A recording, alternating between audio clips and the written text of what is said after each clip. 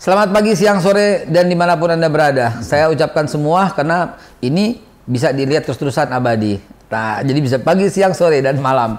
Terima kasih sebelumnya teman-teman sekalian setia dengan Gaya TV yang selalu mengedepankan akurasi yang tepat dan isu-isu yang sangat berbobot. Saya saat ini sedang menjadi host daripada Gaya TV dan saya ucapkan terima kasih yang sebesar-besarnya kepada yang saya hormati, kawan yang sudah menjadi blend dengan saya ini. Ya udah lama sekali saya bergaul dan berguru kepada beliau, Bapak Aris Marsudianto. Waduh, kehormatan sekali ini. Saya kehormatan, Pak. Saya banyak berguru sama beliau. Ilmu saya masih segini. Saya diundang di rumah yang sangat indah, yang sangat sweet home ini. Ya. Ada gambar singanya, menggambarkan pribadi beliau, ada gambar kudanya dan ada musiknya. Ini filosofi apa ini, Pak? Ada singa, ada kuda, ada musik. Lengkap ya. Jadi di sini ada kekuatan. Ya, ada kelembutan, ada musik, kelembutan gitu, seni gitu. Dan ada prinsip ya, kuda ya. Mantap. Itu karena kan di agama Islam pun kan juga ada kan ajaran itu, belajarlah kita dengan tiga hal. Berkuda, betul. Memanah, dan berenang. Nah, itu ajaran Nabi ya. Ini bilang ilmunya segini padahal segini gitu ya. Ini sampai hadis tentang olahraga pun digeluti oleh beliau. Pak Aris, saya mau bertanya tentang beberapa hal ya. Ini sebenarnya Pak Aris, saya sudah santai aja ya. Saya bilang gini, wah, Babe kok sekarang udah jarang nih tampil di politik, banyak orang seperti itu. Saya bilang, ya ada sedikit kekecewaan gitu ya. Tapi kekecewaan saya malah menumpuk kalau saya diam. Karena itu saya akan melihat situasi dan kali ini saya akan mau bertanya dengan Pak Aris beberapa hal yang penting untuk pemirsa ketahui. Siap. Pak Aris ini saya tahu adalah orang yang sangat matang di dunia bisnis, sekaligus matang di dunia pendidikan, sekaligus matang di dunia aplikasi, sekaligus matang di dunia semuanya deh, Pak. Beneran saya salut. Saya salut. Apalagi Bapak sebagai orang yang banyak dikenal sebagai orang yang sangat dekat dengan pribadi Pak Prabowo Subianto. Namun hari ini nanti kita bicara lebih lanjut soal itu. Saya mau nanya soal passion daripada Pak Aris sendiri. Pak Aris itu multidimensi. Kalau saya bilang sih, Pak Aris santai aja udah. Nggak usah repot-repot, santai, duduk, tenang, mengunjungi karib kerabat yang mantan-mantan dulu gitu. Tapi sibuk berkecimpung dengan berbagai macam urusan. Pak Aris tuh passion itu bagaimana ceritanya? Baik, ya jadi kalau saya mau bicara latar belakang ya historical, saya kan sebenarnya saya kan dari militer ya. Jelas. Nah, dari militer, saya lulusan akademi militer. Saya juga lama di Kopassus, di anti teror. Saya tahu itu. Ya. Di semua angkatan yang paling top itu Kopassus. Ya. Dan di setiap jajaran Kopassus itu yang paling topnya itulah anti teror. Dan you in there. Beruntung aja. Nah, disitulah saya tahun 92 ya.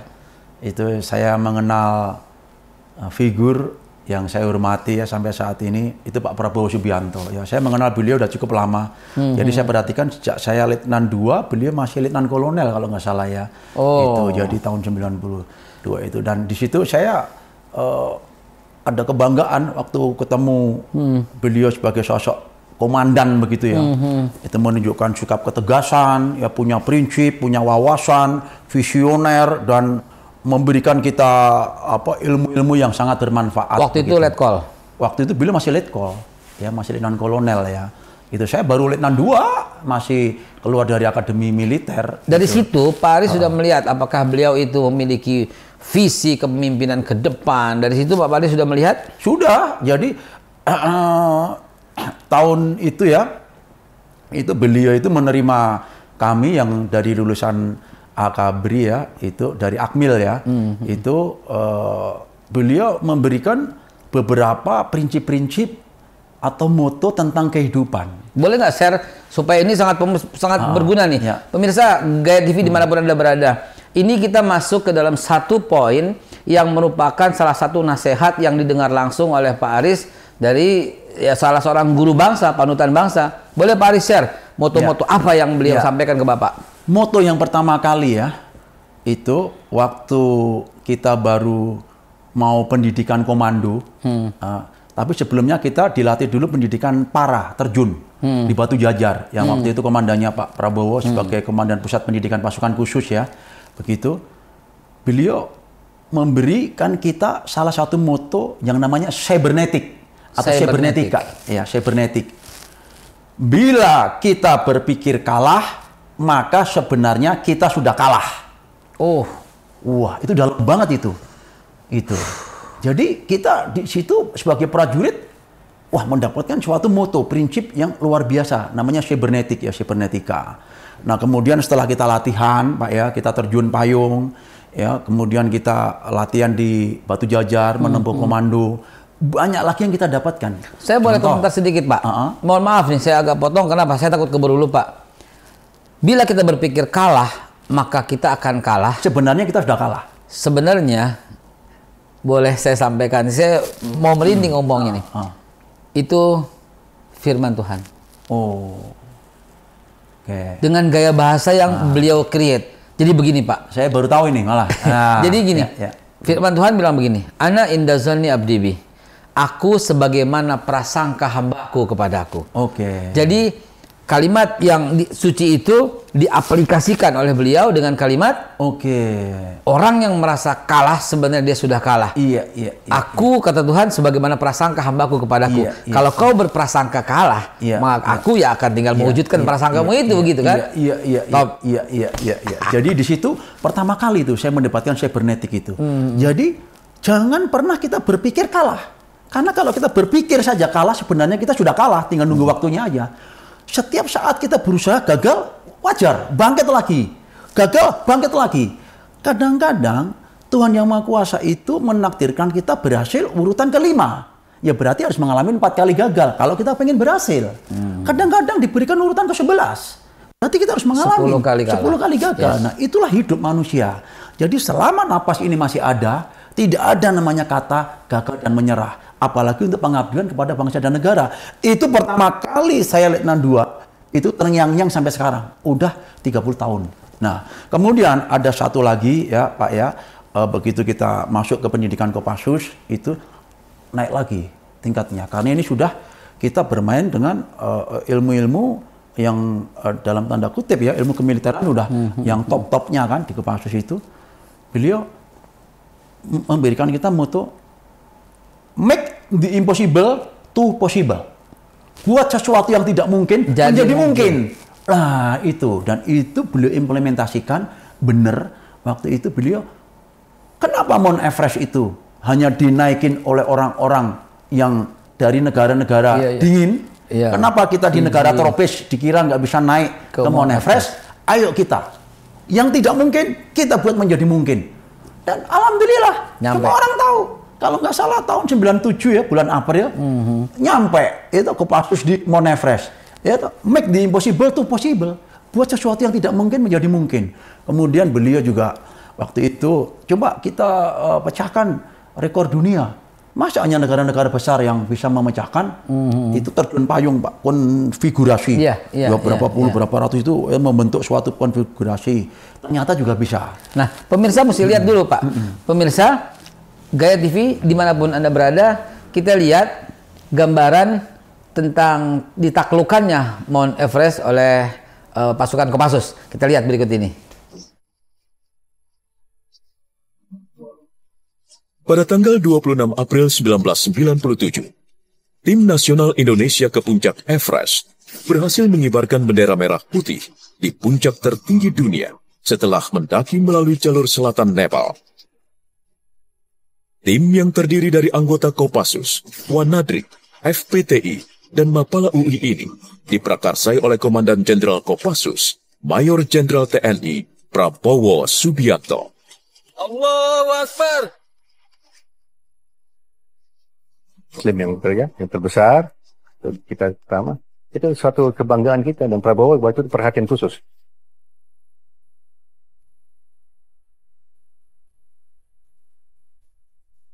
Karena merasa bangga dan terharu melihat tim yang dibentuk oleh Pak Prabowo ini berhasil mengibarkan merah. Itulah buktinya, Pak. Ya, Pemirsa sudah ya, lihat video-video ya, tadi. Ini dua moto yang misalnya Pak, misalnya kita jadikan pegangan seumur hidup aja, ini sebenarnya sudah mencukupi luar biasa ya. Oh, banyak ada sekali, lagi, Pak. Ada lagi yang mesti kita share untuk pemirsa. Banyak banget saya. Jadi saya itu kalau bicara atau ketemu dengan Pak Prabowo ya, itu saya seperti membaca ribuan buku dalam tempo sekejap. Karena beliau kan hobinya membaca, Pak. Setiap minggu membaca buku dari seluruh dunia. Beliau kan punya langganan ya dari seluruh dunia begitu. Jadi setiap saya ketemu dengan beliau, ada aja ilmu yang saya dapat. Dan ilmu bukan ilmu main-main ya. Contoh hal yang sepele. Beliau pernah cerita, aku dapat dari Pak Harto, ya, dan kamu juga harus itu melakukan. Saya dapat melihat, mendengar, belajar. Kelihatannya sepele. Tapi setiap saat orang itu harus seperti itu. Kamu harus mempunyai kemampuan untuk melihat sesuatu. Kamu harus banyak mendengar. Dan kamu harus banyak belajar. Ya. Itu. Ini saya implementasikan. Suatu saat saya diberi tugas beliau, ya kira-kira tahun 2006. Itu untuk menjadi general manager di perusahaan beliau di Kalimantan. Di Kota Bero. Kota kecil di pelosok di Kalimantan Timur. Itu saya kan habis keluar dari militer. Ya, saya berpikir, waduh, bagaimana saya mengelola perusahaan yang sedemikian besar. Saya pamit ke beliau, dikasih jimat. Jimatnya itu tadi. Itu, Riz, kamu saya kasih jimat ya. 3. Jimatnya ditulis. Loh, jimat kok ditulis, Pak? Ya udah tulis saja. Itu siap. Itu. Ini menarik nih. Ya, melihat, harus kita tulis dan harus kita bingkai, pemirsa. Ya. 1 melihat, 2 mendengar, 3 belajar. Kamu pasti akan bisa menguasai. Bener, Pak. Saya tiap hari itu hanya melihat orang sudah pada pulang kantor. Saya itu hanya melihat seluruh pabrik yang sedemikian besar, karyawan ribuan, ya, mendengar, dan saya belajar. Begitu sudah 6 bulan ke atas, saya merasa saya menguasai semuanya. Saya merasa, mohon maaf ya, orang yang paling pintar, karena kan yang lain kan cuma satu departemen. Saya menguasai seluruh departemen. Nah, jadi hal-hal seperti ini, Pak ya, ini kelihatannya sepele, saya banyak sekali mendapatnya dari Pak Prabowo. Ya. Sebelum ke sini saya browsing tentang Pak Aris. Nah, biar pemirsa juga tahu nih. Pemirsa Gaya TV dimanapun Anda berada, saya browsing juga tentang Pak Aris itu siapa sih. Walaupun udah kenal lama dan dekat, cuman ada sisi-sisi gelap yang saya tidak tahu. Dan akhirnya saya temukan itu dari beberapa orang. Pak Aris itu ditawari setelah selesai dari militer, ditawari sebuah jabatan yang sangat menggiurkan, yang sangat gemerlap, yang sangat high income. Tapi semuanya tuh ditolak. Terserah beliau apakah mau cerita apa tidak untuk pemirsa Gaya TV tentang pekerjaan yang ditawarkan oleh beliau dengan income yang sangat fantastis, dengan pekerjaan yang sangat gemerlap, yang dekat dengan semua mafia-mafia yang ya jadi tenar namanya, tapi beliau memilih di pelosok hutan. Itu salah satu penyebab saya semakin hari semakin berguru kepada beliau. Saya sendiri apabila ada tawaran itu, dan saya berharap pada Tuhan jangan sampai dapat tawaran itu. Mungkin saya bingung memutuskannya, tapi kita gali pemirsa. Setelah pesan-pesan berikut ini, kita gali kenapa ya? Kok Pak Aris masih rela di hutan kecil itu dengan income tentu nggak seberapa dibanding income yang akan beliau ceritakan nanti. Pak Aris kenapa milih terkucil dari dunia yang Pak Aris sudah alami sebelumnya? Kenal sama semua orang, kenal sama semua pejabat, kenal sama semua mafia, tanda kutip, kenal sama semua orang baik dan sebagainya. Ini malah terkucil, terkungkung, jauh di tengah hutan. Kenapa? Oke, gitu jadi loh, gini, waktu saya keluar dari militer ya, itu kan teman saya banyak yang mendengar, ya kan, itu banyak yang nawarin ke saya. Itu terus ikut saya, itu wah macam-macam gitu, tawarin ini itu, saya semuanya. Saya gali tuh. Wah itu ikut saya, kamu ke ini, saya punya ini punya itu, wih gajinya ratusan juta, wah kamu dapat bonus ini, itu banyak sekali teman kan gitu. Ya saya berpikir, wah kalau saya ikut dia tiap hari enak ya. Tapi Mantap. keenakan ini, ya saya nggak perlu sebutkan terlalu mendetail ya. Ini bisa menjerumuskan saya setiap saat kan gitu ya. Saya hal-hal yang negatif juga pasti setiap hari kan gitu kan, bergaul dengan hal-hal seperti itu. Lingkungannya pun juga saya rasa kok nggak pas gitu ya. Nggak sesuai dengan hati nurani. Nggak sesuai dengan hati nurani saya.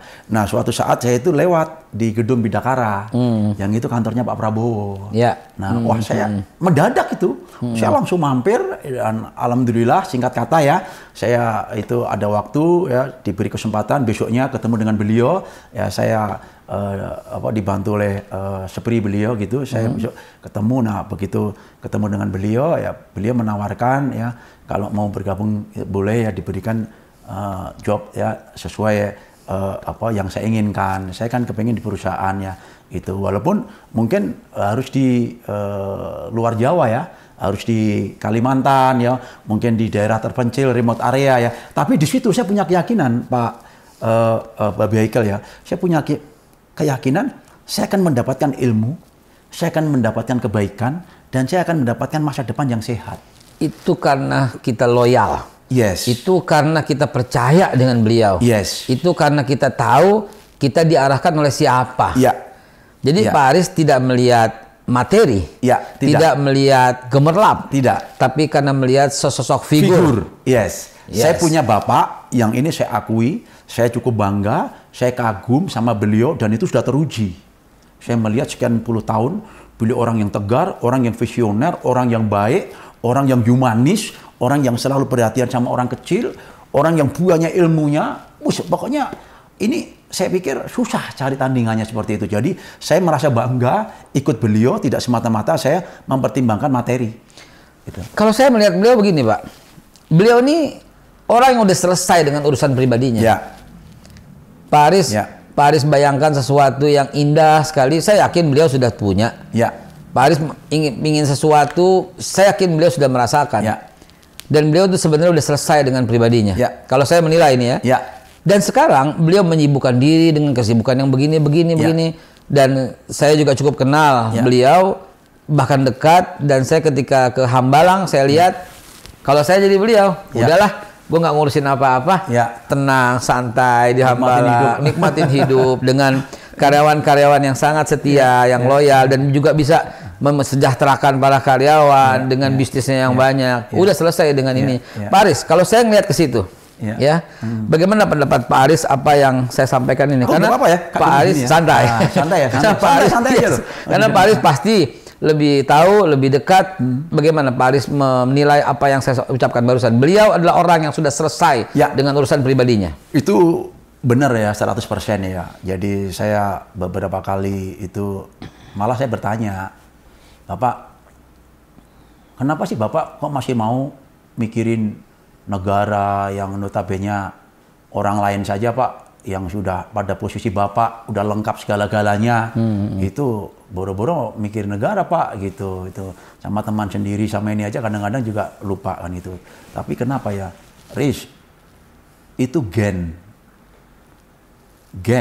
ada dalam diri saya, kakek saya, ya, buyut-buyut saya itu adalah pejuang, pahlawan. Yes. Bapak saya, ya, paman saya gugur 2 untuk kemerdekaan. Ya, itu gen. Nah, Terah beliau. pejuang. Ketika pasukan pahlawan, Mongol itu dihambat oleh. Jadi, walaupun posisi kita secara ekonomi apapun, gen itu nggak bisa hilang. Justru dengan kemampuan kita yang kita punya, ya kita harus bisa berbuat lebih banyak untuk bangsa dan negara ini. Itu karena ini nggak bisa. Semakin saya menjauh dari Indonesia, semakin saya tersiksa. Saya melihat rakyat saya di televisi, waduh kok keadaan begini begitu. Wah, saya kepingin berbuat. Dan ini ada cerita nih Pak. Ini baru berapa hari yang lalu. Ya, saya menonton TV sama beliau. Itu ada, itu boleh dicek ya, beberapa hari yang lalu itu ada berita seorang tua itu yang tinggal sendiri, ya istrinya udah meninggal, dia jualan sayur. Itu jualan sayur, beliau melihat di televisi orang tua itu udah tua, bawa sepeda gitu, udah gemetaran gitu kan, itu beliau langsung, aduh kasihan sekali itu. Coba perintahkan ke seprinya, cari itu orang, kasih uang sekian puluh juta. Kaget saya Pak. Bayangin aja, spontan. Beliau itu melihat rakyat seperti itu, spontan gitu loh. Beliau nggak bisa melihat rakyat di mata beliau sengsara seperti itu langsung terusik jiwanya gitu kan. Inilah jadi saya sampaikan ke Babe ya, bukannya saya ngarang-ngarang, tidak ya. Beliau itu orang yang sudah selesai dengan pribadinya. Ya. Kalau mau kepingin menikmati hidupnya sendiri dengan happy-happy kasarannya ya, mau keliling dunia kemanapun, menikmati hidup sampai akhir masa, itu sudah bukan suatu hal yang masalah. Pak Aris sadar nggak bahwa Pak Aris sebenarnya begitu juga? Saya sih berdua sama beliau. Ini nggak bisa dihambat ini. Beliau juga begitu juga. Itu yang membuat saya semakin hari semakin belajar kepada Pak Aris, semakin hari semakin belajar kepada Pak Prabowo. Karena saya lihat ini orang kok sebenarnya udah selesai dengan urusan pribadinya, tinggal menikmati, kok masih aja terus disibukkan dengan urusan-urusan kayak begini gitu loh. Tidak lain tidak bukan karena, izinkan saya mengutip satu ayat, satu hadis, bahwa orang yang paling besar pahalanya itu adalah orang yang menggembirakan hati orang. Oke. Sudah berapa banyak orang yang dibikin bahagia oleh Pak Aris? Sudah berapa puluh juta? Sudah berapa ratus juta orang yang dibikin bahagia oleh Pak Prabowo? Dan saya tahu persis. Saya tahu persis. Dan itu kejadiannya juga di depan saya. Ketika beliau menyelamatkan uang negara, triliunan itu. Itu artinya kan beliau telah membuat jutaan, bahkan ratusan juta rakyat Indonesia tercerahkan. Nah Pak Aris, saya mau ngulik lagi Pak Aris. Tentu pengalaman Bapak dekat dengan Pak Prabowo pasti banyak. Beliau bukan cuma satu orang yang diselamatkan dari yang TV itu, tapi dari secara kehematan uang negara, penyelamatan uang yang beliau lakukan, posisi beliau sebagai Menteri Pertahanan, bahkan ini bukan rahasia, beliau adalah menteri terbaik yang dimiliki oleh Pak Jokowi saat ini. Nah, mohon Pak Aris komentari apa yang saya sampaikan itu tentang berguna untuk orang banyak dan menteri terbaik yang dimiliki Pak Jokowi. Jadi saya melihat beliau itu punya analisis bahwa permasalahan bangsa ini yang paling menggurita, menggerogoti seperti cancer itu adalah korupsi. Itu. Nah, oleh karena itu begitu beliau menjabat sebagai Menteri Pertahanan, yang beliau verifikasi pertama kali adalah kontrak-kontrak yang sebelum beliau itu beliau verifikasi. Yang dinilai itu terlalu jauh menyimpang, beliau benerin. Ya, corek.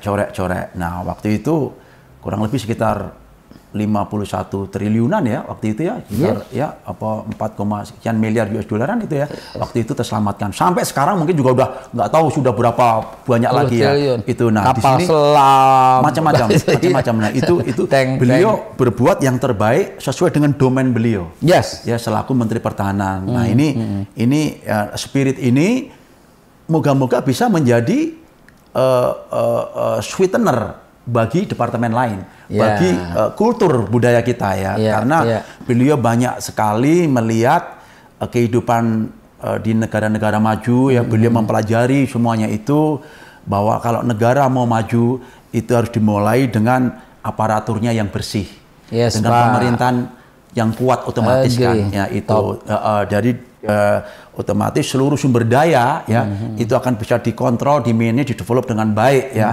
Tapi kalau ini tidak bisa dibersihkan diri kita sendiri ya, bagaimana kita mau menghadapi permasalahan eksternal ya gitu. Jadi inilah salah satu fokus beliau. Jadi saya juga tidak heran kalau beliau concern ya di bidang ini ya, pembersihan birokrasi yang clear and clean lah. Di beberapa TV, di host beberapa TV saya sering melihat si A, si B, si C mengatakan Pak Prabowo itu minta-minta itu jadi menteri. Nah, ini menurut saya menyakitkan. Yang pertama itu fitnah, yang kedua semua tahu bahwa beliau diminta. Dan mohon Pak Aris menjawab nih ya pertanyaan saya. Betul atau tidak? Beliau itu diminta dan awalnya beliau menolak. Oke. Jadi ceritanya begini. Waktu itu kan kita kalah MK ya. Udah, beliau legowo. Sudah kok, hukum apa lagi yang mau diikuti? Sudah selesai kan begitu. Nah, saya dengar Pak Aris salah satu orang yang dipanggil ketika pengumuman itu baru selesai. Saya pada kondisi seperti itu dipanggil nggak dipanggil saya datang. Selalu mendampingi beliau. Situasinya kan situasi yang perlu ya kita ikut empati, ikut simpati ya dalam keadaan seperti itu. Dan saya waktu itu berapa kali ya setiap malam saya datang ke Hambalang ya, itu beliau menyampaikan ini kok ada tawaran-tawaran, saya diminta. Dan beliau legowo sama sekali. Oh, beliau legowo. Nggak ada masalah. Beliau legowo. Jadi waktu itu beberapa utusan-utusan begitu kan, beliau diminta untuk masuk ke kabinet segala macam. Boleh kita tahu nggak Pak, siapa yang datang waktu itu? Wah, off the record lah, nggak enak nanti tendensius karena gitu. Yes, pokoknya ada beberapa pejabat banyak tinggi. ya. Saya dengar gitu. ada 5 top di Betul. negara ini ya. Itu disampaikan sudahlah. Saya jangan curigai atau apa, saya udah kalah. Saya akan mendukung, mensupport pemerintahan saat ini. Satu, dia tolak. Gitu. Ya. Datang lagi. Jadi ya setelah itu ada lagi. Datang lagi. Itu, nah kemudian. Ditolak lagi. Setelah itu sampai kepada puncaknya ya, itu ada undangan dari Pak Jokowi. Nah, ditawarkan untuk menjadi salah satu power sharing lah istilahnya ya gitu ya. Figur di dalam supaya gitu. Nah, beliau akhirnya juga berpikir ya, ditimbang-timbang. Kemudian beliau juga pernah diundang Bu Mega juga makan nasi goreng. Beliau cerita di situ banyak berbicara dan tentang Bu Mega sendiri yang buat nasi goreng. Yang bukan nasi goreng. Sampai sebegitu merayu Bapak. Betul. Sampai gitu. sebegitu merayu Bapak untuk masuk ke dalam kabinet. Nah, itu akhirnya beliau berpikir benar juga ya, bahwa negara ini harus di manage secara bersama-sama ya. Nah, akhirnya beliau juga mendapatkan semacam ilustrasi, tapi itu cerita kisah nyata ya di Jepang. Ada namanya Hideyoshi dan Tokugawa yang berseteru tapi akhirnya bersatu untuk membangun Jepang bersama. Ya, kemudian juga di Amerika. Yang siapa? Hillary. William Sweet ya, Hillary Clinton waktu itu. Bukan. Sebelumnya itu Abraham Lincoln. Abraham Lincoln ya, sama Seward ya, Jenderal William Seward. William Seward ya, itu juga untuk berantem begitu. Kemudian, saya tahu tuh William Seward manggil Abraham Lincoln tuh monyet. Monyet kan gitu. Nah, akhirnya begitu dia menang, diambil si monyet ini sebagai head of state. Betul, menjadi Secretary of State ya. Itu kemudian Hillary Clinton yang menjelek-jelekan Obama, betul, dengan Obama teroris, akhirnya bersatu ya. Diangkat sebagai Menteri Luar Negeri. Betul, Menteri Luar Negerinya ya. Kemudian juga di China itu. Di China, betul. Bagaimana Deng Xiaoping sama Mao Zedong dan segala macam itu. Ya, cuin lain dah. Cerita-cerita itu mengilustrasi beliau. Akhirnya beliau pikir-pikir, oke dah. Ya, memang untuk bangsa dan negara itu kita harus bersatu. Izin saya memberikan masukan juga. Waktu itu ketika Umar bin Khattab, kan itu salah satu tokoh idola beliau. Umar bin Khattab juga berbagi kepada pendeta Sopranios yang selama ini juga menjadi kontranya di Yerusalem. Dan Umar bin Khattab memberikan positioning kepada pendeta Sopranios untuk membangun Yerusalem bersama. Begitu juga kita mundur lagi, Nabi Muhammad pun demikian. Abu Sufyan adalah orang yang notabene memerangi Nabi Muhammad dan ingin membunuh. Tapi ketika Nabi Muhammad berhasil menguasai Mekah dan Madinah, beliau mengangkat Abu Sufyan dengan berkata, siapa yang masuk ke Ka'bah itu aman, siapa yang masuk ke rumah Abu Sufyan juga aman. Sehingga diposisikan tetap sebagai pemimpin. Nah, contoh-contoh suri tauladan ini betul-betul diterapkan dan diaplikasikan oleh beliau. Begitu pendapat saya. Gimana Pak Aris? Betul ya? Oke. Ya, jadi beliau kan juga banyak mendapatkan ilmu-ilmu agama dari berbagai macam guru agama, ustadz, kiai, habib dan segala macamnya. Jadi saya melihat beliau ini seorang yang, kalau bahasa saya itu, orang yang sudah mumpuni dan lengkap segala-galanya ya. Jadi baik dari segi moralitas itu inteligensi, kapabilitas ya. Apalagi yang berkaitan dengan pemilu ini, elektoral beliau kan paling tinggi terus ya. Di setiap survei segala macam ya. Jadi saya secara pribadi akan bangga ya kalau Indonesia ini mempunyai pemimpin seperti beliau ya. Dan beliau kan juga ketua umum partai. Ya kan. Situlah kemudian Pak. kelasnya juga kelas dunia ya situ kan. Tuh nakalnya itu kita tuh di situ. Di dunia internasional beliau juga diakui ya. Jadi saya berpikir beliau ini seorang akid bangsa. Yes, Pak. Ya, bukan karena beliau pimpinan. Enggak, saya orang yang objektif. Ya, saya orang yang objektif ya. Saya dibesarkan di pasukan ya. Itu bukan semata-mata karena tendensius atau kedekatan enggak. Ini pure menilai beliau apa adanya. Apa adanya objektif. Dan kalau boleh Pak Aris, saya juga ingin menyampaikan satu pesan.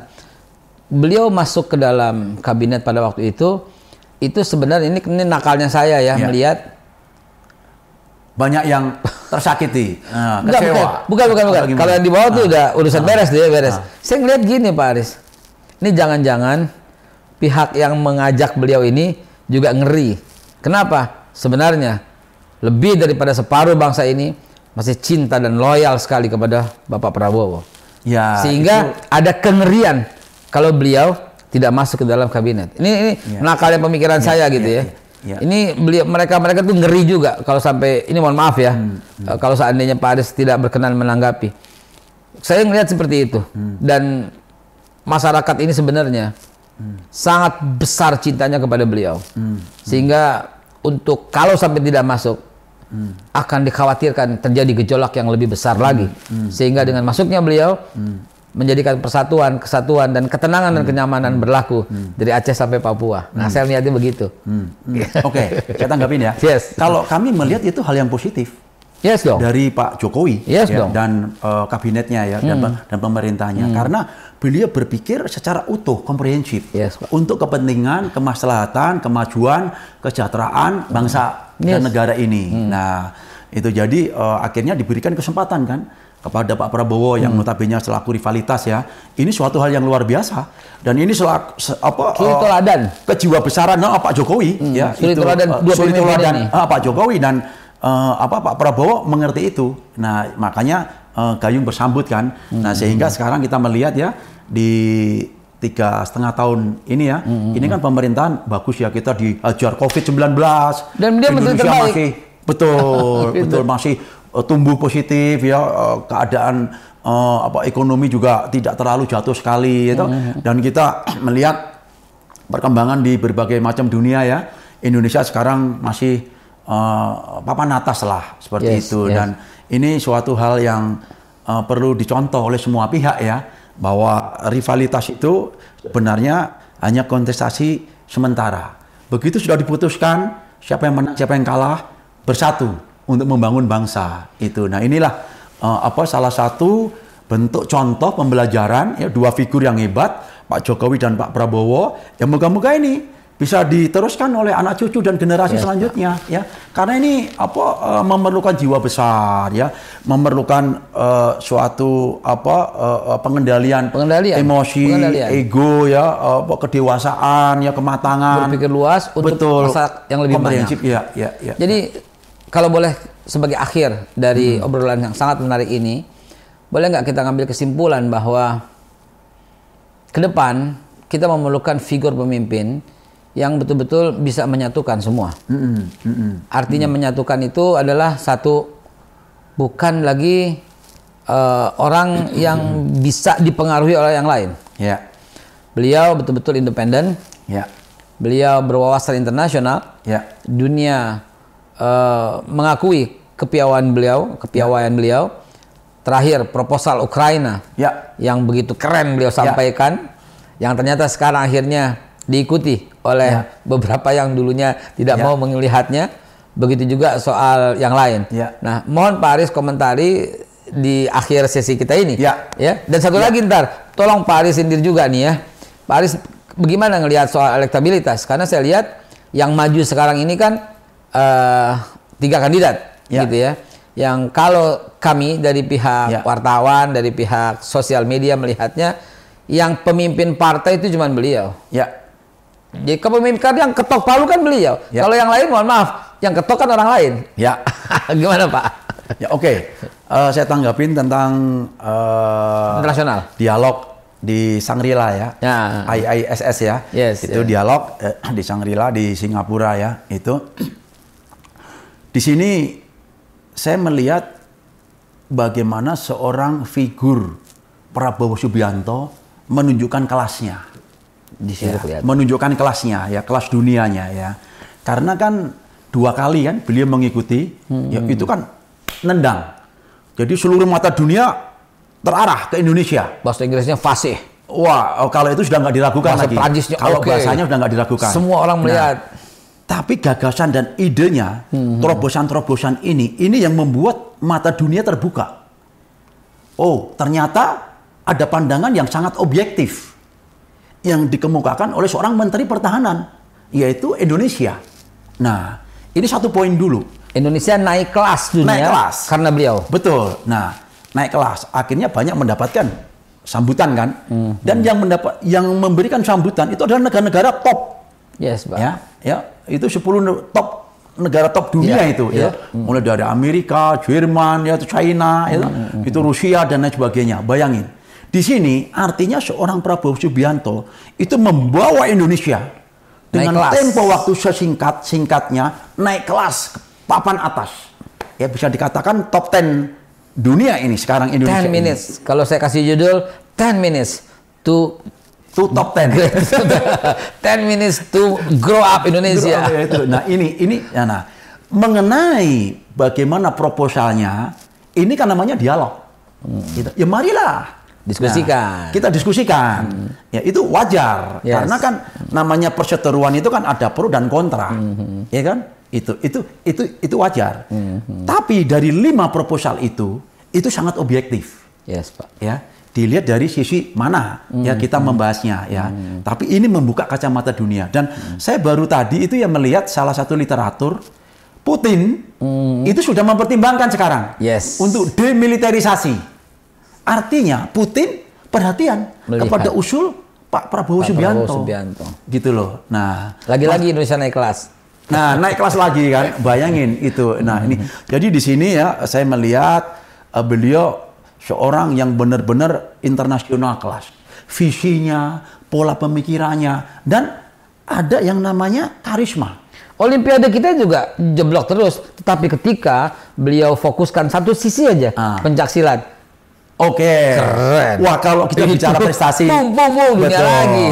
Kalau kita bicara prestasi ya, beliau ini seseorang atau figur yang selalu membuat terobosan untuk menciptakan prestasi yang itu tingkat dunia.